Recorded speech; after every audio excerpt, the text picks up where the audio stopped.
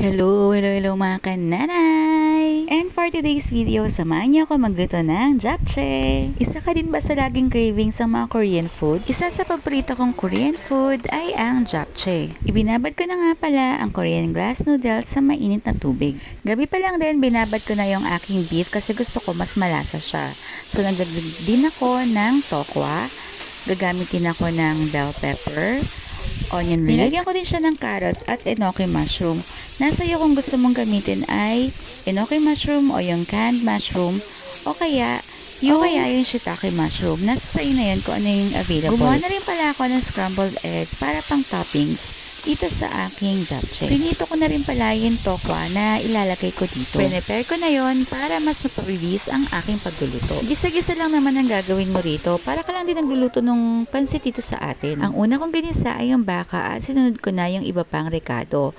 Yung glass noodles ko dahil nga nakaprep na siya ay madali na lang siyang naluto. Ayan. Ang panghuli ko na lang nilagay ay ang repolyo at yung onion leeks para pandagdag lasa ng ating japchae. Parang nagutom na naman ako habang pinapanood ko tong video na to. Kayo mga kananay, anong paborito nyong Korean food? Please don't forget to like and share mga kananay!